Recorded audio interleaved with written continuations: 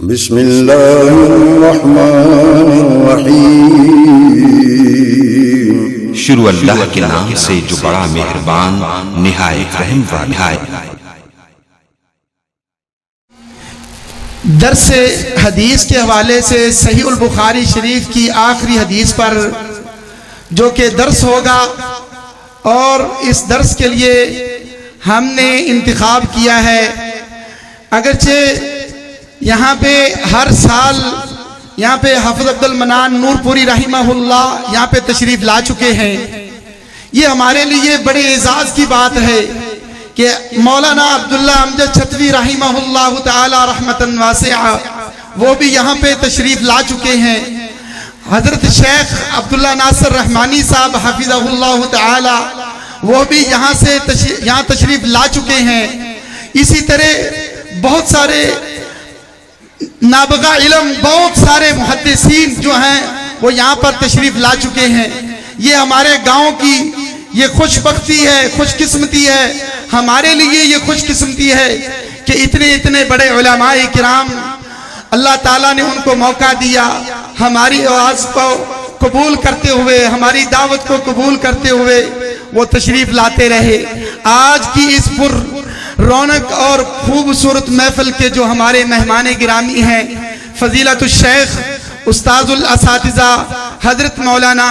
حافظ مسعود عالم صاحب ہیں، میں ان سے مؤدبانہ اپیل کرتا ہوں کہ وہ آئیں، تشریف لائیں اور درس حدیث کے سلسلے میں ہمیں اپنے علم سے مستفید فرمائیں۔ جبکہ میں یہ بتانا چاہتا ہوں کہ جس طرح طلباء بیٹھتے ہیں، کلاس لگا کر بیٹھتے ہیں، بالکل بھی عین ہی اسی طرح بچیاں اوپر کلاس لگا کر بیٹھی ہیں۔ اللہ تعالیٰ سے دعا ہے کہ اللہ تعالیٰ سب کا مل بیٹھنا قبول فرمائے، حافظ صاحب کا یہاں آنا ہمارے لیے باعث برکت بنائے، حافظ صاحب کا یہاں آنا ہمارے لیے باعث رحمت بنائے، اتنے بڑے بزرگوں کا یہاں آ جانا یہ ہمارے لیے کسی اعزاز سے کم نہیں ہے۔ تو میں اپنے شیخ محترم سے بڑی مؤدبانہ گزارش کرتا ہوں کہ وہ اپنی معروضات پیش کریں، فلیتفضل مشکورا ماجورا۔ ان الحمد للہ نحمده ونستعینه ونستغفره ونعوذ باللہ من شرور انفسنا وسیئات اعمالنا، من يهده الله فلا مضل له ومن يضلل فلا هادي له، واشهد ان لا اله الا الله وحده لا شريك له، واشهد ان محمدا عبده ورسوله۔ اما بعد فان خير الحديث كتاب الله، وخير الهدي هدي محمد صلى الله عليه وسلم، وشر الامور محدثاتها وكل محدثة بدعة وكل بدعة ضلالة وكل ضلالة في النار۔ اللهم صل على محمد وعلى آل محمد كما صليت على إبراهيم وعلى آل إبراهيم إنك حميد مجيد۔ اللهم بارك على محمد وعلى آل محمد كما باركت على إبراهيم وعلى آل إبراهيم إنك حميد مجيد۔ اللهم انفعنا بما علمتنا وعلمنا ما ينفعنا وزدنا علما نافعا۔ اللهم إنا نعوذ بك من علم لا ينفع ومن قلب لا يخشع ومن نفس لا تشبع ومن دعاء لا يسمع۔ سبحانك لا علم لنا إلا ما علمتنا إنك أنت العليم الحكيم۔ فضیلت مآب علماء کرام اور اسی طرح ہماری وہ عالمات فاضلات بہنیں جو اس اجتماع کے اندر شریک ہیں، اور عزیز القدر طالبات اور طلباء جو یہاں موجود ہیں، اور معزز و مکرم حضرات و خواتین، سامعین و حاضرین اور سامعات و حاضرات محترمات، یہ مجلس درس حدیث کی مجلس ہے، اور علم اور ذکر کی مجلسیں بہت ہی بابرکت اور پررحمت مجلسیں ہوا کرتی ہیں۔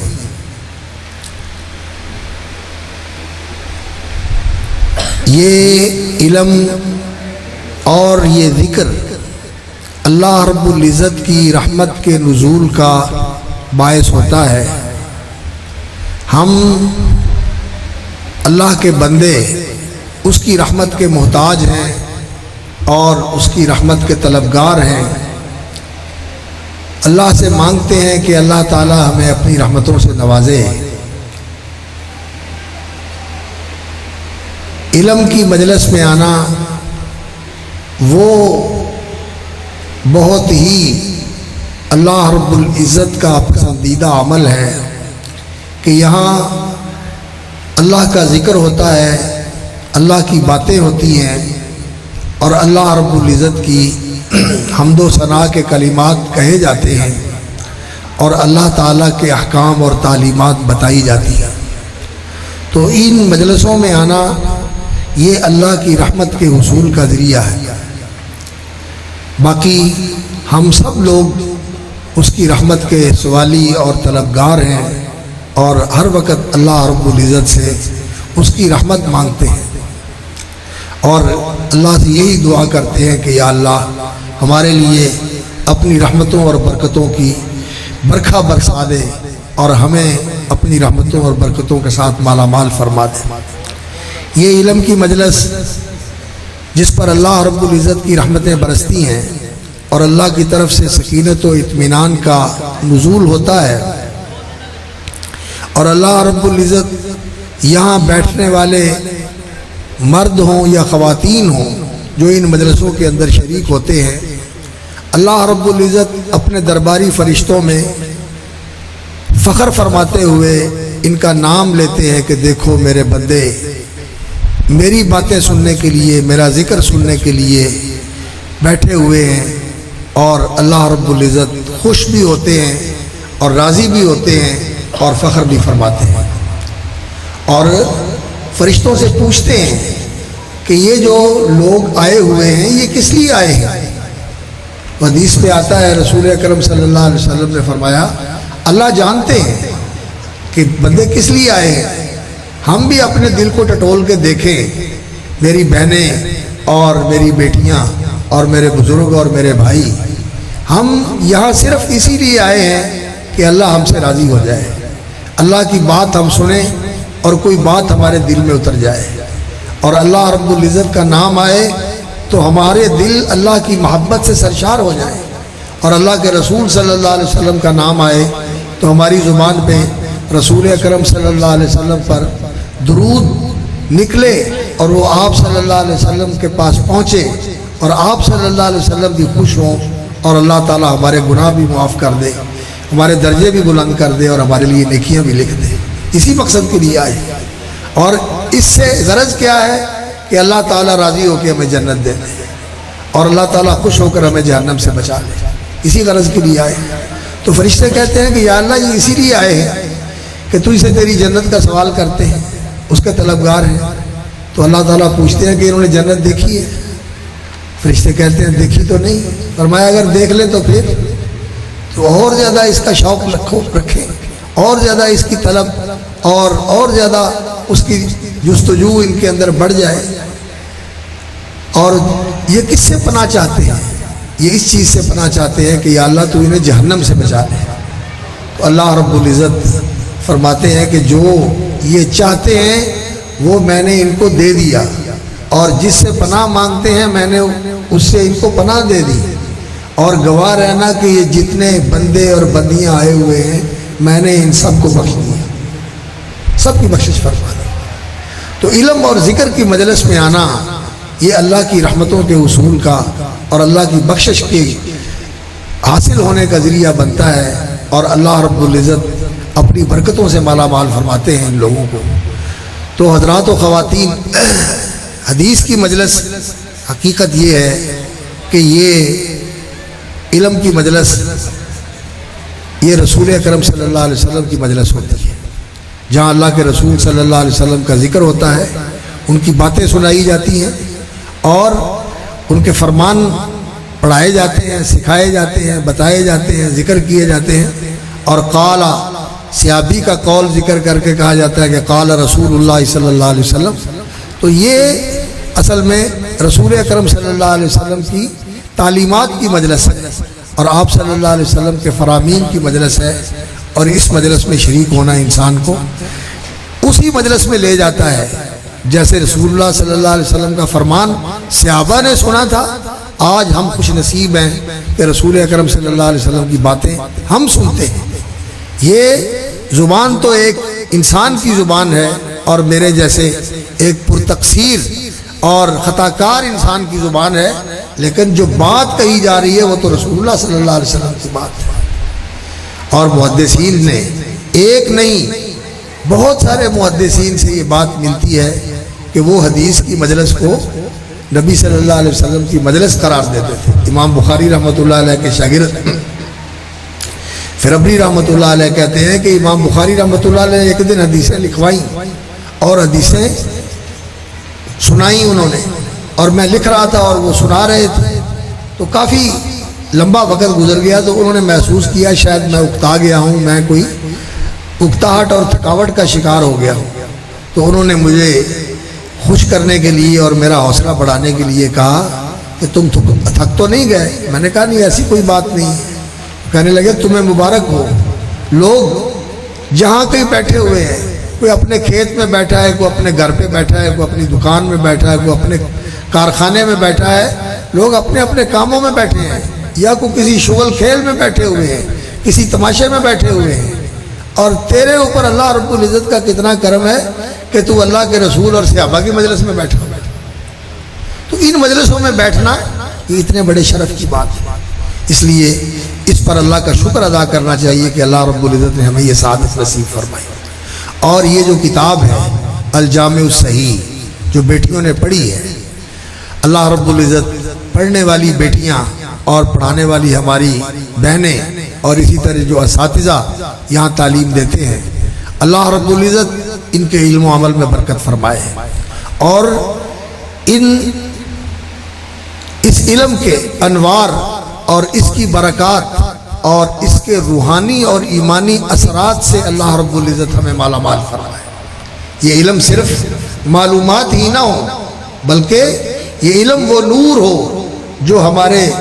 ظاہر و باطن کو منور کر دے اور ہماری زندگی اور ہمارے ماحول کو روشن کر دے. اور یہ علم ہمارے لیے حجت اور برہان بنے، جس طرح کے محدثین نے اپنے علم کو اپنے لیے حجت بنایا تھا. امام بخاری رحمۃ اللہ علیہ نے یہ فرمایا کہ میں نے یہ کتاب 16 سال میں لکھی ہے اور 6 لاکھ احادیث سے اس کا انتخاب کیا ہے. اور وجعلتہ حجۃ بینی و بین اللہ یوم القیامہ، اور میں نے اس کو اپنے لیے اللہ کی بارگاہ میں پیش کرنے کے لیے حجت بنایا ہوا ہے کہ میں نے اسے حاصل کیا اور جو جو چیزیں استطاعت میں تھی پھر میں نے ان پر عمل کیا، اور جن جن چیزوں سے اللہ کے رسول صلی اللہ علیہ وسلم نے روک دیا ہے میں ان سے باز رہا. اور یہ کتاب میرا دستور ہے، اس کے مطابق میں نے زندگی گزاری ہے. تو علم کے مطابق عمل کرنا اور علم کے مطابق اپنی زندگی کو بنانا، ڈھالنا اور چلانا اور گزارنا یہ اصل مقصود ہوتا ہے. تو اللہ رب العزت توفیق عطا فرمائے ہمارے پڑھنے والے، پڑھنے والیاں اور پڑھانے والے اور پڑھانے والیوں کو کہ ہم اس علم کے مطابق اپنی زندگیوں کو بنائیں. اور آج اللہ اکبر کتابیں بھی بہت زیادہ ہیں اور شاید مدرسے بھی بہت زیادہ ہیں، لیکن جس چیز کی بہت ضرورت محسوس ہوتی ہے وہ عملی نمونہ ہے، جس کو دیکھ کر انسان کے دل میں یہ داعیہ پیدا ہو کہ جس طرح اس بندے کا اللہ کے ساتھ تعلق ہے یا اس بندی کا اللہ رب العزت کے ساتھ ارتباط ہے، یہ چیز اللہ تعالیٰ مجھے بھی نصیب کر دے کہ انہیں دیکھ کر اللہ یاد آئے اور ان کے پاس بیٹھ کر انسان کی توجہ اللہ کی طرف اور آخرت کی طرف ہو جائے اور دنیا سے انسان کا دل ہٹ جائے اور دنیا کی مشغولیتوں سے انسان کا دل اچاٹ ہو جائے. ایسے لوگوں کی ضرورت ہے، ایسی تربیت اپنی کرنی چاہیے اور اس علم کے ساتھ اپنا تزکیہ کرنا چاہیے. اور حدیث یہ جیسے قرآن وحی ہے اسی طرح حدیث بھی وحی ہے، یہ بھی اللہ رب العزت کی تعلیم ہے۔ اللہ رب العزت نے اپنے پیغمبر صلی اللہ علیہ وسلم کو مخاطب کر کے فرمایا وَأَنزَلَ اللَّهُ عَلَيْكَ الْكِتَابَ وَالْحِكْمَةَ،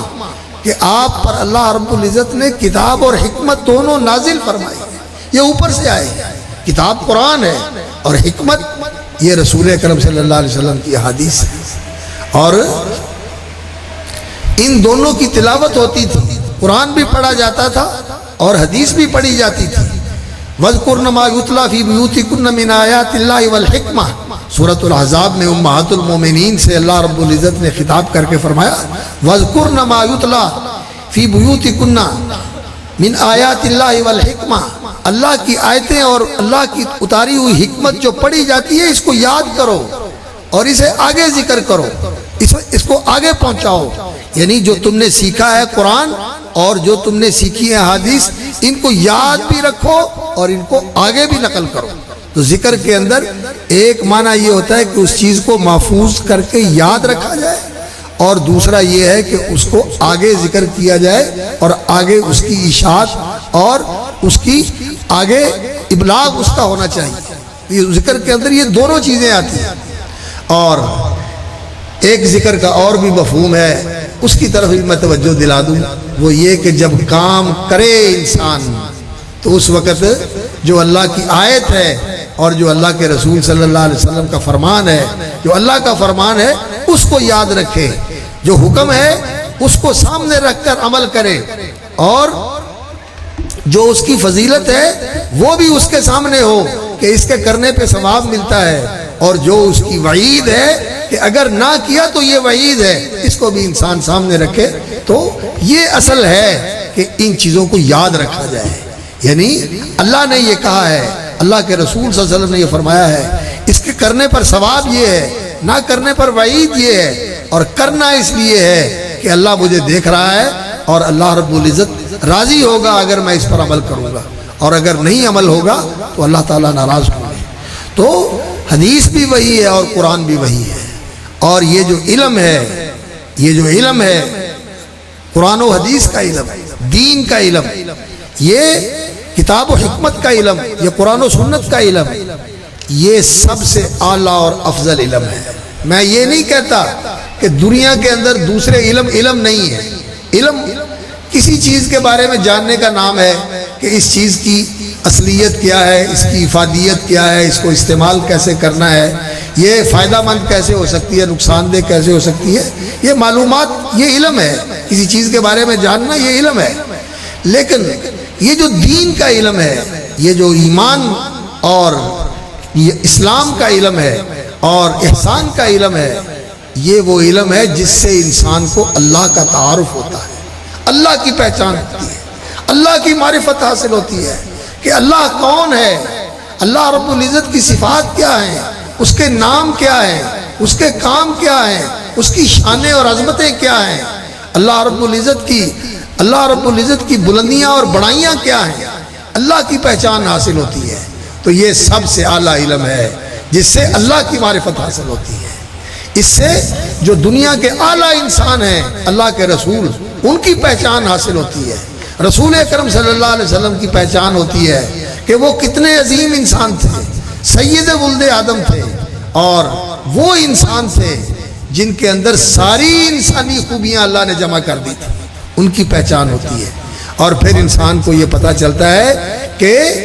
وہ کام جن سے اللہ راضی ہوتا ہے وہ کام کون سے ہیں، اور وہ خوبیاں جو رسول اکرم صلی اللہ علیہ وسلم کی ذات اقدس میں تھی، اور ہمیں حکم دیا گیا ہے کہ ان کو اپناؤ، نبی صلی اللہ علیہ وسلم کے اسوے کو سامنے رکھ کر اسی اسوے کے مطابق اپنی زندگی کو ڈھالو اور اپنی زندگی کو بناؤ، اور اپنی زندگی کو اسی سانچے کے اندر ڈالنے کی کوشش کرو جو رسول اکرم صلی اللہ علیہ وسلم کے اسوے کا سانچہ ہے۔ تو اپنے آپ کو نبی صلی اللہ علیہ وسلم کا پیروکار بناؤ، ان کے طریقوں پر چلنے والے، ان کے اخلاق کو اپنانے والے، اور ان کے آداب کے مطابق زندگی گزارنے والے، اور جو کام انہوں نے کیے ہیں وہی کام اسی طرح کرنے والے بنو جس طرح رسول اکرم صلی اللہ علیہ وسلم نے کیے۔ تو یہ انسانوں کو انسان بنانے والا علم ہے، اس لیے یہ سب سے اونچا علم ہے۔ اور اللہ تعالیٰ اس علم کے جاننے والوں کو بہت اونچا مقام عطا فرماتے ہیں۔ جن کو اللہ رب العزت نے اس علم سے نوازا وہ اللہ کے رسول ہیں، وہ اللہ کے نبی ہیں، وہ بھی اللہ کے چنیدہ اور برگزیدہ حضرات تھے جن کو اللہ تعالیٰ نے اس علم کے لیے منتخب فرمایا۔ وَأَنزَلَ اللَّهُ عَلَيْكَ الْكِتَابَ وَالْحِكْمَةَ وَعَلَّمَكَ مَا لَمْ تَكُنْ تَعْلَمْ وَكَانَ فَضْلُ اللَّهِ عَلَيْكَ عَظِيمًا۔ اللہ کا آپ پر بہت بڑا فضل ہے۔ اور جو لوگ اس علم کے وارث ہوتے ہیں، وہ مرد ہوں، وہ عورتیں ہوں، رسول اکرم صلی اللہ علیہ وسلم کا علم صحابہ نے بھی سیکھا، صحابیات نے بھی سیکھا۔ ابو ہریرہ رضی اللہ تعالیٰ عنہ بھی اس علم کے حافظ اور اس کے راوی اور اس کے ناقل اور اس کی اشاعت کرنے والے ہیں۔ اور ام المومنین سیدہ صدیقہ کائنات ام المومنین عائشہ رضی اللہ تعالیٰ عنہ نے بھی یہ علم سیکھا۔ خواتین میں سب سے زیادہ عالمہ وہ تھی۔ صحابہ کرام ان کی طرف رجوع کرتے تھے، ان سے آ کے مسئلے پوچھتے تھے اور الجھی ہوئی باتیں ان سے آ کے سلجھاتے تھے دین کی۔ اور کئی جگہ کے اوپر انہوں نے صحابہ کے الجھے ہوئے مسئلے حل کیے۔ علامہ زرکشی رحمۃ اللہ علیہ نے اس موضوع پر کتاب لکھی ہے۔ اسی طرح حضرت ام سلمہ رضی اللہ تعالیٰ عنہ اور اسی طرح دیگر صحابیات، اللہ اکبر، انہوں نے بھی دین سیکھا اور آگے دین سکھایا۔ تو اس کے اندر کوئی تقسیم نہیں ہے کہ یہ مردوں کے لیے خاص ہو، نہیں، مرد اور عورتیں جو بھی یہ علم پڑھتے ہیں اللہ رب العزت ان کو بلندیاں عطا فرماتے ہیں۔ ایک بات ضرور ذہن میں رکھنی چاہیے، وہ یہ کہ یہ علم اگر اللہ تعالیٰ نے انسان کو نصیب فرمایا ہے تو پھر علم والا اور بے علم یہ ایک جیسے نہیں ہوتے۔ هل يستوي الذين يعلمون والذين لا يعلمون؟ اس علم کے جاننے والے اور اس علم سے بے بہرا، اس علم سے تہی دامن، وہ جس طرح کی زندگی گزارتے ہیں علم والوں کی زندگی بھی ویسی ہو، یہ نہیں ہو سکتا۔ علم والوں کی زندگی کیسے ہوتی ہے؟ امن هو قانت آناء اللیل ساجدا وقائما یحذر الآخرہ ویرجو رحمت ربی، یہ ہیں علم والوں کے اوصاف۔ امن ہوا قانت آناء اللیل، امن ہوا قانت آناء اللیل، تو لیل کا ذکر ہے تو اس کا دوسرا حصہ والنہار یہاں مقدر ہے۔ قانت آناء اللیل والنہار، والنہار یہاں مقدر ہے، ایک ذکر کر کے دوسرے کی طرف اشارہ کر دیا کہ اس کو ساتھ جوڑ لو۔ دن رات کی گھڑیوں میں اللہ کے فرما بردار ہوتے ہیں۔ امن ہوا قانت آناء اللیل ساجدا،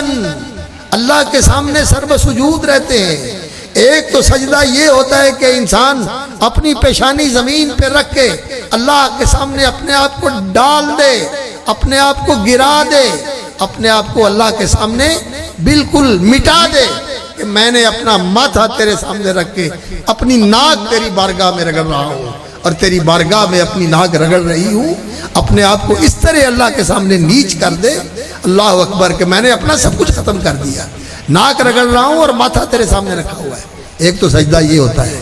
اور ایک سجدہ یہ ہوتا ہے کہ انسان اللہ کا فرما بردار بن جائے، اللہ کا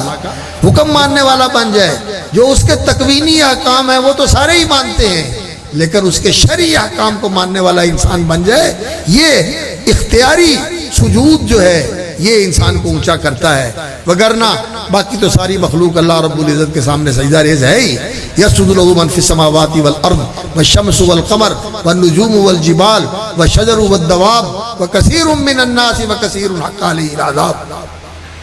تو یہ جو اللہ کی تکوینی احکام ہیں ان کے سامنے تو سارے سجدہ کرتے ہیں، لیکن خوش نصیبی یہ ہے کہ ان میں تو انسان مجبوراً وہ ماننا پڑتا ہے ان احکام کو، لیکن جو اس کے تشریعی احکام ہیں ان کو خوش دلی سے انسان مانے، اور وہی یہاں مطلوب ہے۔ امن هو قانت آناء اللیل ساجدا وقائما، اللہ کے دین کے ساتھ کھڑا ہوا، دین کو کھڑا کرنے والا۔ اقیم الدین، دین کو کھڑا کرو اور اس دین کے ساتھ کھڑے ہو جاؤ۔ جیسے دین چلاتا ہے چلو، جہاں روکتا ہے رک جاؤ، جہاں دین کہتا ہے کہ ہاتھ اٹھاؤ اٹھاؤ، جہاں کہتا ہے ہاتھ روک لو روک لو، جہاں دین کہتا ہے آنکھ بند کر لو وہاں بند کر لو، اور جہاں دین کہتا ہے کہ عبرت کی آنکھ کھولو وہاں کھولو۔ جس چیز کو سننے کے لیے دین کہتا ہے وہ سنو، اور جس چیز سے روکتا ہے اسے کان بند کر لو۔ دین کے ساتھ کھڑا ہے، دین کے ساتھ چلتا ہے، اس کی حرکت و سکون سب دین کے مطابق ہے۔ ساجدا وقائما یحذر الآخرۃ ویرجو رحمت ربی، ہر وقت آخرت کی فکر ہے، ہر وقت آخرت کا دھیان ہے کہ میری آخرت کہیں ناکام نہ ہو جائے، میری آخرت کہیں برباد نہ ہو جائے، اور اللہ کی رحمت کی امید ہے، اللہ اپنی رحمتوں سے نواز دے، اللہ اپنی رحمتوں سے مالا مال فرما دے۔ یہ ہے اہل علم کا امتیاز۔ اللہ تعالی ہمیں اس علم کے ساتھ اللہ نے جوڑا ہے، اللہ رب العزت اس علم کی یہ برکت نصیب فرمائے اور اس کی حقیقت سے اللہ رب العزت ہمیں بہرہ مند فرما دے۔ تو امام بخاری رحمۃ اللہ علیہ اللہ اکبر اپنے وقت کے بہت بڑے محدث تھے، سلطان المحدثین، امیر المومنین فی الحدیث،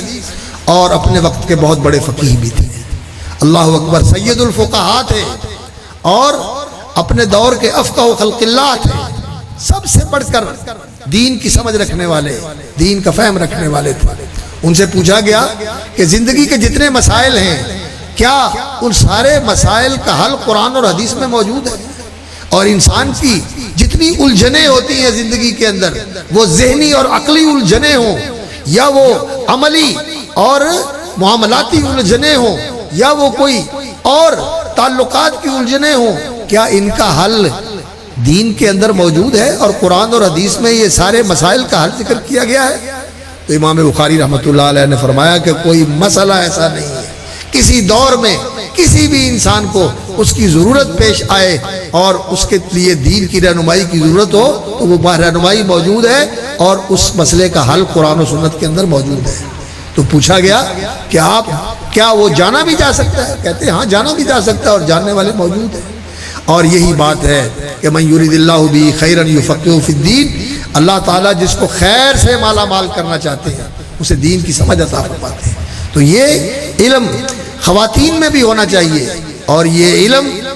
مردوں میں بھی ہونا چاہیے، علماء کو بھی اس کے لیے فارغ ہونا چاہیے لیتفقہوا فی الدین، اور خواتین کے اندر بھی ایسے ہونی چاہیے جو دین کے اندر فقہ رکھنے والے ہیں۔ لیکن آج جو سلسلہ بن گیا ہے وہ صرف سطحی اور سرسری معلومات کا ہے اور اتھلی چیزیں رہ گئی ہیں۔ دین کی اصلیت اور دین کی حقیقت اور جو دین کی روح ہے اور جو دین کے معارف اور بصائر ہیں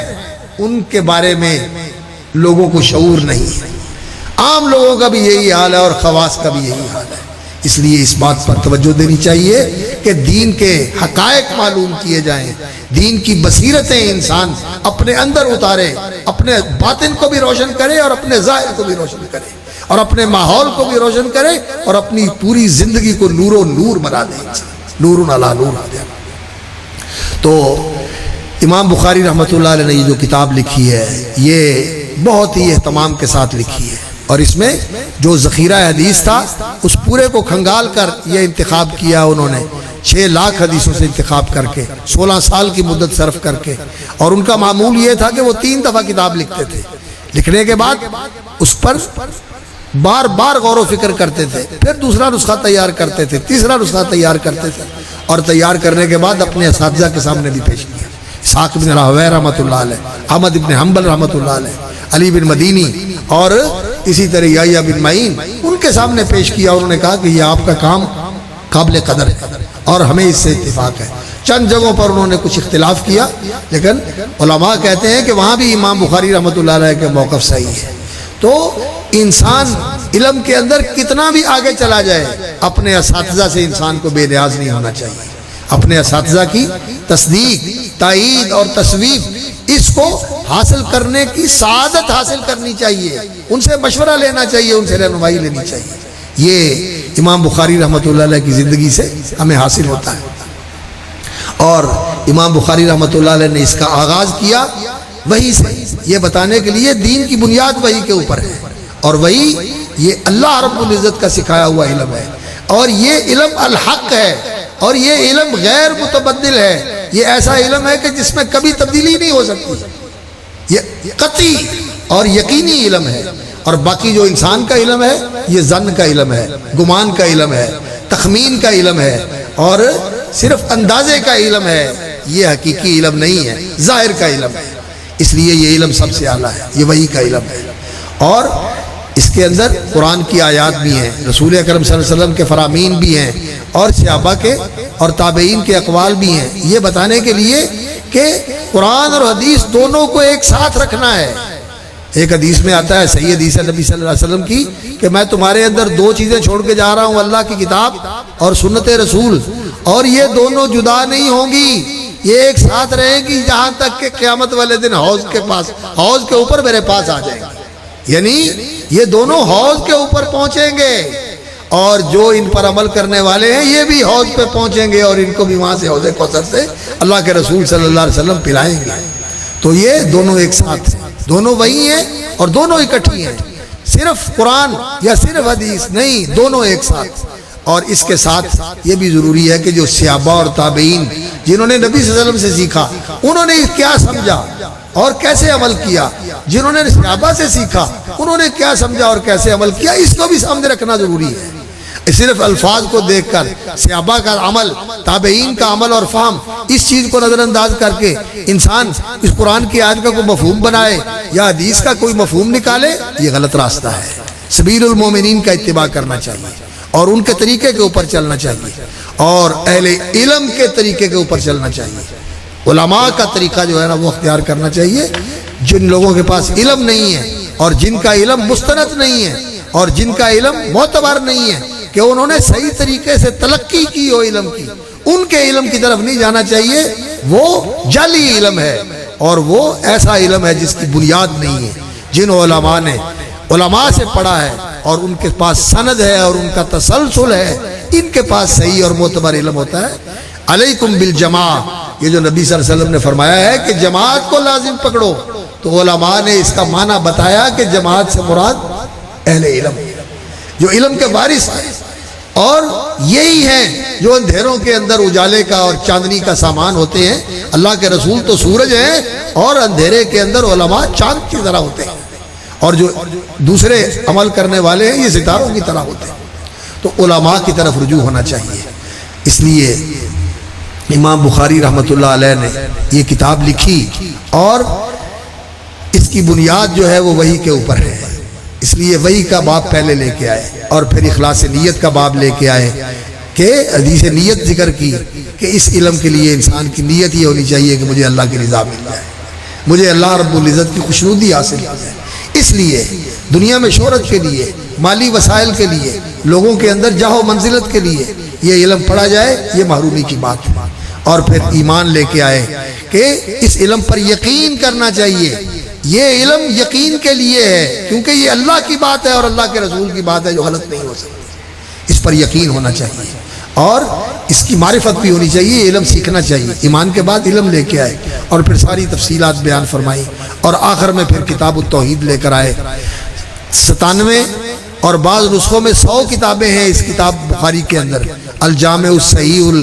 المسند المختصر، الجامع الصحیح المسند المختصر من حدیث رسول اللہ صلی اللہ علیہ وسلم و سننہ و ایامہ۔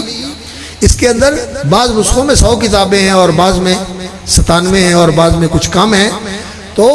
اتنی کتابیں ہیں اس کے اندر۔ اور آخر میں کتاب التوحید لے کے آئے یہ بتانے کے لیے کہ اس دین کا مرکزہ، اس کا نیوکلس، جس کے اوپر یہ سارا دین قائم اور جس کے گرد سارا دین گھومتا ہے، وہ کیا ہے؟ اللہ کی توحید، اللہ کی معرفت اور اللہ کی توحید، اللہ کی احدیت اور اللہ کی وحدانیت ماننا۔ یہ ہے اس دین کا حاصل کہ انسان کا اللہ رب العزت کے ساتھ ایسا تعلق قائم ہو جائے کہ وہ اللہ کو الواحد الاحد الصمد الفرد یہ جان لے، اور پھر مان کر اللہ رب العزت کا جو مقام اور مرتبہ ہے وہ اللہ کے لیے خاص ہے۔ کوئی ایسا نہیں ہے جس کو اللہ رب العزت کے مقام پر انسان پہنچا دے، کسی کو اٹھا کے خدا بنا دے، یا نعوذ باللہ اللہ رب العزت کو نیچے اتار کر بندوں کے ساتھ ملا دے، کہے کہ لوگوں میں پیروں میں اللہ آ گیا، کسی شخصیت میں خدا آ گیا، کوئی اللہ کا اوتار بن گیا۔ یہ اللہ رب العزت کی تنقیص اور توہین ہے، یہ اللہ کے ساتھ شرک ہے، یہ اللہ کے ناموں میں الہاد ہے، اور یہ الہاد اور شرک یہ سب سے بڑا گناہ ہے۔ تو توحید جو ہے یہ دین کا مرکزہ ہے، یہ دین کا نیوکلس ہے۔ آخر میں کتاب التوحید لے کے آئے، اور جو آخری باب ہے باب قول اللہ تعالی وَنَزَعُ الْمَوَازِينَ الْقِسْطَ لِيَوْمِ الْقِيَامَةِ وَأَنَّ أَعْمَالَ بَنِي آدَمَ وَقَوْلَهُمْ يُوزَنُ، وزن اعمال کا ذکر فرمایا، اور انسان کی زندگی کا جو آخری مرحلہ ہے جس کے بعد انسان کا فیصلہ ہوگا کہ یہ کامیاب ہو گیا، اللہ تعالی ہمیں کامیابوں میں شامل فرمائے، اور یا یہ اعلان کیا جائے گا کہ فلاں ناکام ہو گیا،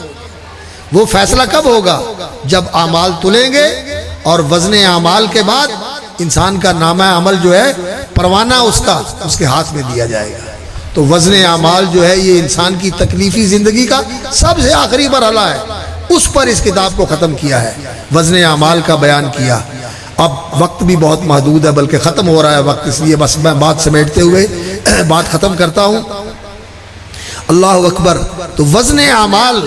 یہ اللہ رب العزت نے ترازو کے اندر اعمال کا وزن کرنا ہے،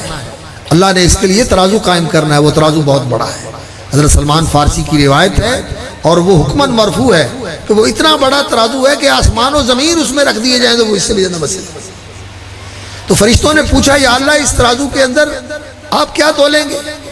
تو اللہ نے فرمایا کہ میں اپنے بندوں کے اعمال تولوں گا۔ تو فرشتوں نے کہا تیرے بندے اتنے بڑے اعمال اور اتنے زیادہ اعمال لے کے آئیں گے جو اس ترازو میں رکھے جائیں گے، جس میں زمین و آسمان رکھ دیے جائیں تو ترازو اس سے بھی بڑا۔ تو انہوں نے اعتراف کیا کہ اللہ پھر تیرے وہ بندے ہیں تیری عبادت کرنے والے، ہم نے تیری عبادت کا حق ادا نہیں کیا، ہم نے معبدنا کا حق کا عبادت کی۔ اور حقیقت یہ ہے کہ آپ کا جو عمل ہے اللہ تعالیٰ اس کو بڑھا دیتا ہے، اتنا بڑھاتا ہے کہ ایک کھجور صدقہ کرتے ہو اللہ تعالیٰ ایک کھجور کو اوت پہاڑ جتنا کھجوروں کا پہاڑ بنا دیتا ہے۔ اور آپ جو ایک عمل کرتے ہو لا الہ الا اللہ صدق دل کے ساتھ،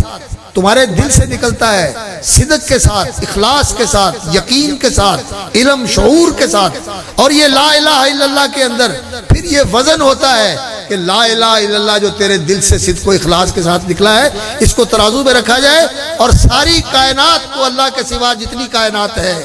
عرش کرسی زمین و آسمان سب کچھ ایک پلڑے میں رکھ دیا جائے، یہ لا الہ الا اللہ ان سے بھاری ہو جاتا ہے۔ یہ اللہ رب العزت نے پھر ان چیزوں کے اندر اتنا وزن بھی رکھا ہے اور اتنی اللہ رب العزت نے ان کی وقت بھی رکھی ہے، اور اللہ تعالیٰ نے ان کو اتنی برکت اور اتنی اللہ رب العزت نے ان کو بڑھوتری بھی عطا فرمائی ہوئی ہے۔ تو وزن اعمال کے اندر یہ بات یاد رکھیں کہ سب سے زیادہ وزنی تو اللہ کی توحید ہے، لا الہ الا اللہ، یہ ہے وزنی چیز۔ اور دوسری وزنی چیز جو ہے وہ کیا ہے؟ وہ اتباع سنت ہے۔ عمل کے اندر اتباع سنت ہو تو اس عمل کا وزن ہوتا ہے، وگرنہ وہ کھوٹا اور مردود عمل ہے۔ جیسے سکہ کھوٹا ہوتا ہے، سنت کے خلاف عمل کھوٹا ہوتا ہے، اس کی کوئی حیثیت نہیں ہے۔ توحید ہو اور سنت کے مطابق ہو۔ اور دوسری ایک چیز رسول اکرم صلی اللہ علیہ وسلم نے بتائی، حضرت ابو ذر کی حدیث ہے کہ میں تمہیں دو چیزیں بتاؤں جو ہیں تو بہت آسان لیکن ترازو کے اندر بڑی بھاری ہیں۔ ایک تو فرمایا الصمت، خاموش رہنا۔ میری بہنوں، میری بیٹیوں، میرے بزرگوں، میرے بھائیوں، اللہ کے ذکر، علم کی بات اور فائدے کی بات سے علاوہ اپنی زبانوں کو بند کرنا۔ من کانا یؤمن باللہ والیوم الآخر فلیقل خیرا، جو اللہ اور آخرت پر ایمان رکھتا ہے خیر کی بات کرے، او لیصمت، یا چپ رہے۔ خیر کی بات کرو، لڑائی کی بات نہ کرو، لگائی بجھائی کی بات نہ کرو، کسی کی دل آزاری کی بات نہ کرو، کسی کے پیٹھ پیچھے اس کی برائی کی بات نہ کرو، خیر کی بات کرو، خاموش رہو۔ یہ خاموش رہنا اتنا بھاری ہے کہ ترازو کے اندر اس کا بڑا وزن ہوگا۔ یا خلق حسن، اچھا برتاؤ، سلوک اچھا، برتاؤ اچھا، پاس بیٹھنے والے کے ساتھ، ساتھ رہنے والے کے ساتھ، اپنے گھر میں جتنے عزیز رشتہ دار ہیں ان کے ساتھ، ماں باپ کے ساتھ، بہن بھائیوں کے ساتھ، بیوی بچوں کے ساتھ، رشتہ داروں کے ساتھ، سب کے ساتھ اچھا برتاؤ۔ اور علماء کا علماء کے ساتھ، اور عوام کا علماء کے ساتھ، علماء کا عوام کے ساتھ اخلاق اچھا ہو۔ یہ بڑی بھاری اور بڑی وزنی چیز ہے، ترازو کے اندر اس کا بھی بڑا وزن ہوگا۔ تو امام بخاری رحمۃ اللہ علیہ نے وزن اعمال کا ذکر فرمایا، اور یہ وزن اعمال جو ہے یہ اللہ رب العزت نے کرنا ہے۔ اعمال کے صحیفے بھی تولے جائیں گے، خود اعمال بھی تولے جائیں گے، اور عمل کرنے والے عامل بھی تولے جائیں گے، ہر ایک کا وزن ہوگا۔ اور اللہ تعالیٰ اس کے ساتھ ان کی شان بھی بڑھائے گا اور لوگوں کو بھی بتائے گا کہ یہ بندہ کتنا وزنی ہے اور کتنی وزنی نیکیاں لے کے آیا ہے اور کتنا وزنی اس کے صحیفہ اعمال۔ وقال مجاہد اللہ ان اعمال بنی آدم وقولهم یوزن، وقال مجاہد القسطاس والعدل بالرومیہ۔ امام مجاہد ابن جبر بہت بڑے تابعی ہیں، اور قرآن کے بڑے عالم ہیں، تفسیر کے بڑے عالم ہیں، عبداللہ ابن عباس کے شاگرد ہیں، وہ کہتے ہیں کہ قرآن مجید میں ایک لفظ آیا وزنوا بالقسطاس المستقیم، وہ میزان کا ہم معنی ہے۔ میزان کے لیے قسطاس کا لفظ بھی استعمال ہوتا ہے اور میزان بھی استعمال ہوتا ہے۔ اللہ نے وضع المیزان ولا تخسر المیزان، میزان کا بھی ذکر فرمایا اور قسطاس کا بھی ذکر فرمایا، وزنوا بالقسطاس المستقیم، سیدھے ترازو کی تول کے ساتھ تولو، جھکتا تولو اور ڈنڈی نہ مارو، کسی کو تھوڑا نہ دو۔ تو انہوں نے کہا کہ قسطاس جو ہے یہ العدل بالرومیہ، رومی زبان میں عدل کے معنی میں استعمال ہوتا ہے۔ قرآن میں تو قسطاس میزان کے معنی میں استعمال ہوا ہے، وہ کہتے ہیں کہ رومی زبان میں یہ لفظ جو ہے عدل کے معنی میں استعمال ہوتا ہے۔ عدل کا معنی کیا ہوتا ہے؟ جس کا جو حق ہے وہ اس کو پورا دے دیا جائے، عدل جس کا جو حق بنتا ہے اس کو پورا دیا جائے، یہ عدل ہے۔ تو وہ کہتے ہیں یہ عدل رومی زبان میں قسطاس عدل کے لیے استعمال ہوتا ہے، اور رومی زبان جو ہے یہ اصل میں لاطینی زبان ہے، جو یونانی زبان کی، رومن زبان کی اور ساری یورپی زبانوں کی ماں ہے۔ جیسے ہمارے بر صغیر کی زبانوں کی ماں سنسکرت ہے، اسی طرح یورپ کی زبانوں کی ماں جو ہے وہ لاطین ہے، لیٹن زبان ہے، ساری زبانیں اسی سے نکلی ہیں۔ تو اس سے یہ لفظ نکلا ہے، اور اسی کا یہ لفظ جسٹس انگریزی میں آج بھی موجود ہے۔ جسٹس، جیم کی جگہ کاف اور کاف کی جگہ جیم اور جیم اور کاف کی جگہ گاف، یہ عربوں میں بھی استعمال ہوتا ہے اور دنیا میں بھی استعمال ہوتا ہے، یہ دنیا میں بھی استعمال ہوتا ہے۔ تو قسطس اور جسٹس یہ الفاظ ایک دوسرے کے بالکل قریب ہیں، عدل کے معنی میں استعمال ہوتا ہے۔ عدل کرنے والا جسٹیفائی، انصاف کرنے والا، اور جسٹس منصف اور عادل کو کہتے ہیں۔ تو انہوں نے یہ بات کہی، لیکن کیا یہ رومی زبان سے لے کر قرآن میں آیا؟ نہیں، یہ دونوں زبان کا توارد تو ہو سکتا ہے، یا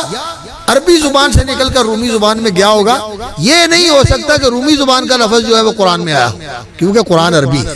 قرآن عربی ہے۔ کیسے؟ فرمایا بلسان عربی مبین انا جعلناہ قرآن عربیہ، یہ قرآن عربی ہے، یہ غیر عربی زبان کا لفظ قرآن میں نہیں ہے۔ وقال مجاہد القسطاس والعدل بالرومیہ ویقال القسط مصدر المقسط۔ تو امام بخاری رحمۃ اللہ علیہ نے فرمایا کہ قسط جو لفظ ہے یہ بھی قرآن مجید میں آیا ہے۔ شاہد اللہ انہ لا الہ الا ہوا، لوڈ میرا خیال زیادہ ہو گیا، لوڈ کم کر دو۔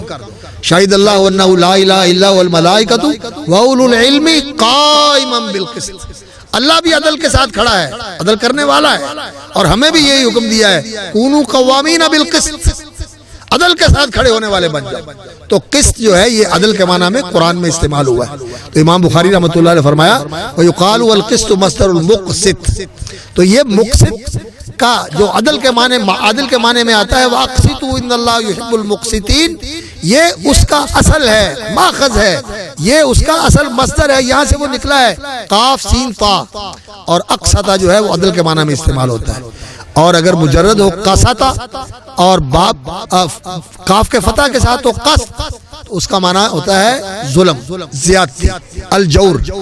القسط مصدر المقسط وهو العادل واما القاسط فهو الجائر۔ مقسط بھی قرآن میں استعمال ہوا ہے، ان اللہ يحب المقسطین، اور قاسط بھی استعمال ہوا ہے، واما القاسطون وانا من المسلمون ومن القاسطون واما القاسطون فكانوا لجهنم حطبا۔ تو قاسط کا معنی ہوتا ہے جائر، جائر جوہر کا معنی کیا ہوتا ہے؟ راستے سے ہٹ کے ادھر نکل جانا یا ادھر نکل جانا، راہ راست کو، راہ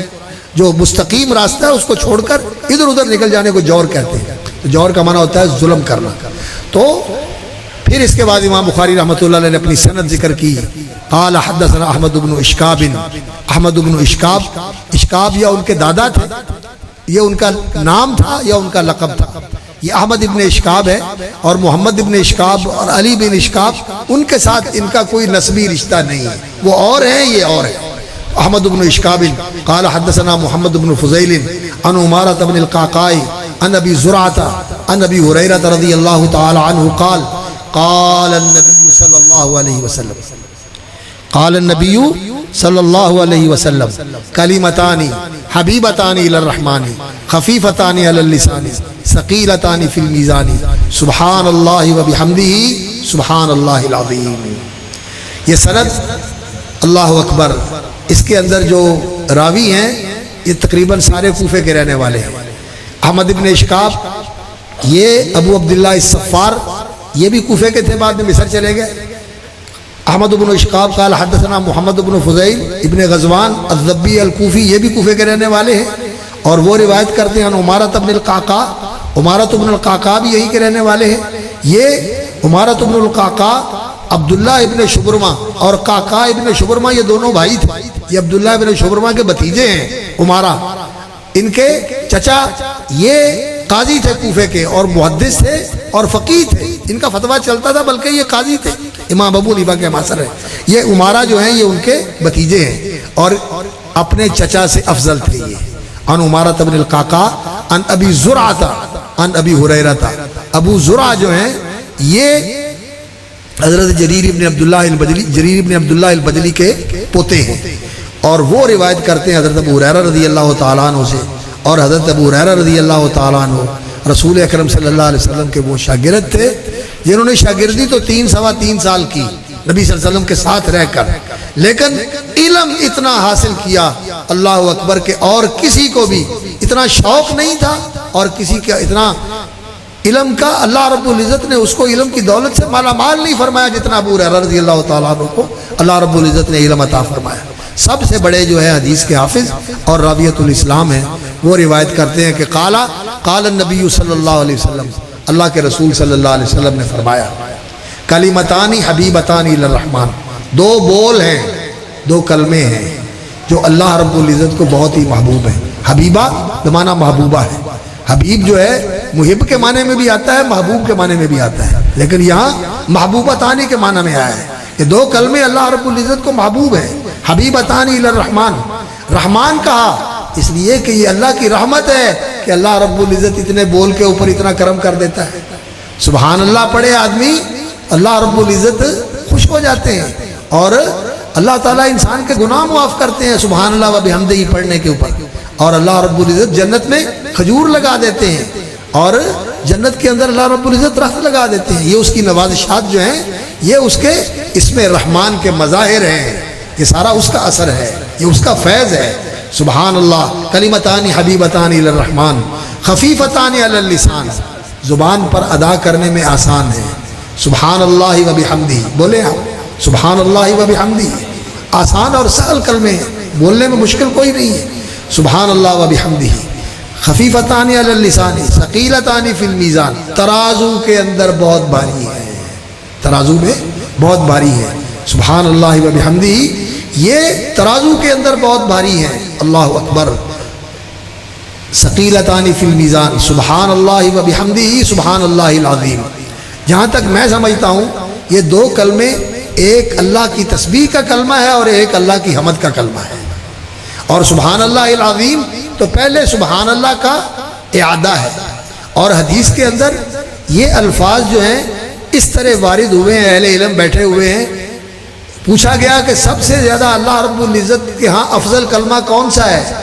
تو نبی صلی اللہ علیہ وسلم نے فرمایا افضل کلمہ جو ہے وہ ہے جو اللہ نے اپنے فرشتوں کے لیے چنا ہوا ہے، اللہ کے فرشتے وہ کلمہ بولتے ہیں، وہ کیا ہے؟ سبحان اللہ و بحمدہ۔ یہ سب سے افضل کلمہ ہے جو اللہ نے فرشتوں کے لیے چنا ہے، اور یہ اللہ تعالیٰ کو سب سے محبوب کلمہ ہے، احب الکلام الی اللہ مصطفی اللہ لملائکتہ سبحان اللہ و بحمدہ۔ اور جو سبحان اللہ العظیم ہے وہ بعض روایتوں میں سبحان اللہ العظیم پہلے ہے اور سبحان اللہ و بحمدہ ہی بعد میں ہے، اور بعض روایتوں میں سبحان اللہ العظیم اور سبحان اللہ و بحمدہ یہ پہلے ہے اور سبحان اللہ العظیم بعد میں ہے، اور بعض روایتوں میں الفاظ ایسے ہیں سبحان اللہ العظیم و بحمدہ، العظیم سبحان اللہ کے ساتھ ہے اور اس کے ساتھ و بحمدہ ہے۔ تو کلمے 2 پھر کون سے ہوئے؟ سبحان اللہ و بحمدہ،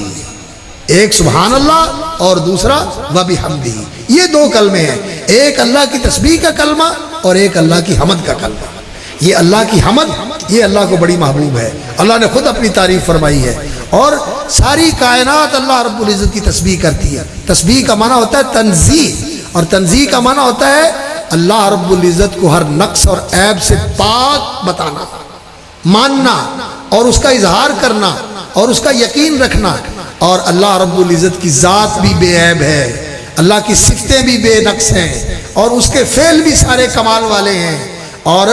اللہ رب العزت کا مقام اور مرتبہ بھی سب سے اونچا ہے، کوئی وہاں تک نہیں پہنچ سکتا، نہ اللہ نیچے آ سکتا ہے اپنے مقام اور مرتبے سے، وہ اپنی شان اور عظمت کے اندر وہی ہے جو اس کے شایان شان ہے۔ اللہ تعالیٰ یہ نہیں ہے کہ وہ بندوں کے اندر آ کے ظاہر ہو جائے اور بندوں کے اندر وہ جلوہ فروز ہو، نہیں، اللہ رب العزت اپنی مخلوق سے الگ اور جدا ہے، مخلوق وہاں تک نہیں پہنچ سکتی، اور اللہ رب العزت کا دیدار ضرور ہوگا، اللہ کا دیدار ضرور ہوگا، اللہ سے ملاقات ہوگی، لیکن اللہ رب العزت تو العلی بہت اونچا ہے مرتبے کے لحاظ سے اور مقام اور مکان کے لحاظ سے، مقام اور مکان کے لحاظ سے بھی اللہ رب العزت سب سے اونچا ہے۔ تو اللہ رب العزت کی تسبیح کا معنی یہ ہے کہ اس کی تنزیہ اور اس کی تقدیس کہ ہر نقص اور عیب سے پاک ہے، شریک اس کا کوئی نہیں، جو لوگ اس کی گستاخیاں کرتے ہیں وہ ان سے بھی پاک ہے، سبحانہ و تعالی عما یصفون۔ اور حمد اس کی کہ اس کے کمالات، اس کی خوبیاں، اس کا حسن، اس کا جمال، اس کا احسان، اس کی نوازش، اس کی کرم فرمائی، اس کی بندہ پروری، اس کی آسانیاں،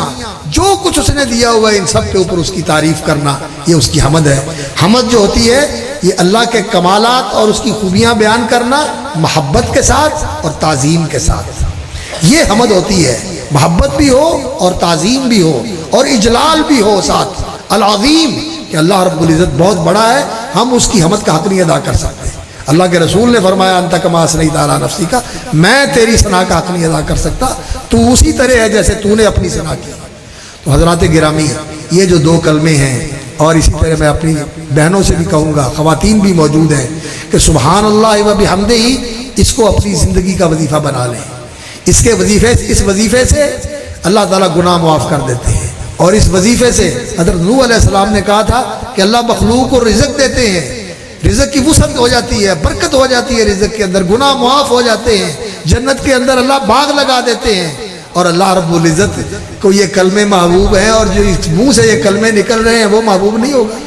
اس کو بھی اللہ محبوب بنا لیتے ہیں۔ اور اس کے ساتھ انسان کو اپنے اوقات کو معمور کرنا چاہیے، سبحوا بکرۃ واصیلا، اللہ نے اس کا حکم دیا ہے، وسبحوا لیلا طویلا، اور قل الحمدللہ، اللہ کی حمد کہو، الحمدللہ الحمدللہ، کھانا ملے، پانی ملے، لباس ملے، گھر ملے، خوشی ملے، الحمدللہ، اور اگر کوئی پریشانی آ جائے تو پھر بھی الحمدللہ۔ نبی صلی اللہ علیہ وسلم نے فرمایا اگر کسی کا بچہ فوت ہو جاتا ہے تو اللہ تعالیٰ فرشتوں سے پوچھتے ہیں جب تم نے اس کی جان قبض کی تو اس بندے نے کیا کہا یا اس بندی نے کیا کہا؟ تو وہ کہتے ہیں یا اللہ اس نے تیری حمد کی تھی، مصیبت پر بھی حمد کی تھی، مصیبت پر بھی الحمدللہ کہا تھا۔ تو اللہ فرماتے ہیں جنت میں اس کا گھر بنا دو اور اس کا نام رکھ دو البیت الحمد، حمد کا محل، حمد کا محل۔ تو ہر حال میں اللہ کی حمد کرنی چاہیے، خوشی ہو ناخوشی ہو، تنگی ہو آسانی ہو، فراخی ہو تنگی ہو، کوئی بھی موقع ہو تو اللہ کی حمد کرتے رہنا چاہیے۔ اور ہر کام کے شروع میں بھی اللہ کی تعریف کہ اس نے آسانی فرمائی، پورا ہو گیا، اس نے کرم کیا کہ یہ پورا ہو گیا۔ تو اللہ کی اولاً الحمدللہ اولاً واخرہ والحمدللہ ظاہراً و باطنہ۔ اور امام بخاری نے اس کو صحیح بخاری کو اس حدیث کے اوپر ختم کیا ہے، اس لیے کہ انسان کی زندگی کے اندر سب سے آخری چیز یہی ہے کہ جب اس کی مجلس ہو تو سبحانک اللہم و بحمدک اشہد ان لا الہ الا انت استغفرک و اتوب الیک، اس پر اس کا اختتام ہو۔ جنتی جنت میں جائیں گے تو دعواہم فیہا سبحانک اللہم و تحیتہم فیہا سلام وآخر دعواہم الحمدللہ رب العالمین، یہی ان کا وہاں بول ہوگا، سبحان اللہ والحمدللہ، ہر وقت اللہ کی تسبیح کریں گے اور ہر وقت اللہ کی حمد کریں گے، اور یہ ذکر کا عمل وہاں بھی جاری رہے گا۔ اور ذکر پر بھی اس کو ختم کیا تاکہ یہ بتایا جائے کہ ذکر وہ عمل ہے جو زندگی کے اندر کبھی بھی ختم ہونے والا نہیں، اور اس کا کوئی وقت نہیں۔ نبی صلی اللہ علیہ وسلم ہر حال میں اللہ کا ذکر کرتے تھے، ہر موقع پر اللہ کا ذکر کرتے تھے، سوائے چند مخصوص حالات کے، جب انسان رفع حاجت کے اندر ہو تو تب اللہ کا ذکر نہیں کرنا، یا انسان ایسی حالت کے اندر ہے کہ وہ بے لباس ہے تو پھر اللہ کا ذکر نہ کرے، پھر دل میں ذکر کرے، لیکن زبان کے ساتھ اللہ کا ذکر ہر حال میں کرنا چاہیے، وضو ہو یا نہ ہو، جہاں ہو کام کرتے ہوئے اللہ کا ذکر کرتے رہنا چاہیے۔ میں اسی پر اکتفا کرتے ہوئے بات ختم کرتا ہوں، دعا کے ساتھ کہ اللہ رب العزت اس جامعۃ خنسال اسلامیہ کو جو ایک عظیم خاتون کے نام سے منسوب ہے، اور ماشاءاللہ اس دیہات کے اندر یہ شاندار بلڈنگ اور یہ خوبصورت انتظام جو ہمارے بھائیوں نے، حافظ فاروق صاحب اور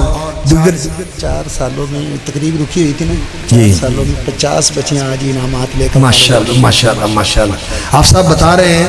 کہ 4 سال یہ کووڈ وغیرہ کا مسئلہ چلتا رہا، اس وجہ سے تقریب نہیں ہو سکی، اور جیسے انہوں نے مجھے بتایا، میں نے سنا اور آپ نے بھی سنا کہ ماشاءاللہ یہ جگہ اور یہ منصب وہ ہے. سچی بات ہے، میں تو اپنے آپ کو بہت ہی زیادہ یعنی کمتر سمجھ رہا تھا کہ میں اس کرسی پہ بیٹھنے کے لائق نہیں ہوں. یہاں حافظ عبد المنان صاحب نور پوری رحمۃ اللہ علیہ اور مولانا عبداللہ امجد چھتوی رحمۃ اللہ علیہ آ کے درس دیتے رہے ہیں، اور ہمارے بھائی شیخ الحدیث مولانا عبداللہ ناصر صاحب نے بھی اس کو شرف بخشا ہوا ہے. تو میں تو ایک ادنا طالب علم آدمی ہوں، نہ مجھے کوئی بات آتی ہے. میں تو حافظ صاحب کی صرف محبت کی وجہ سے کہ انہوں نے رابطہ کیا تو میں نے کہا کہ ٹھیک ہے میں آ جاؤں گا، وگرنہ میں طالب علم آدمی ہوں، میں اس کا حال نہیں ہوں. اللہ رب العزت جو چلے گئے ان کی درجے بلند فرمائے اور ان کو جنت الفردوس میں اعلیٰ مقام عطا فرمائے، اور جو سلامت ہیں ہمارے بھائی مولانا عبداللہ ناصر صاحب اور اسی طرح دیگر اہل علم، اللہ رب العزت زندگیوں میں برکت فرمائے،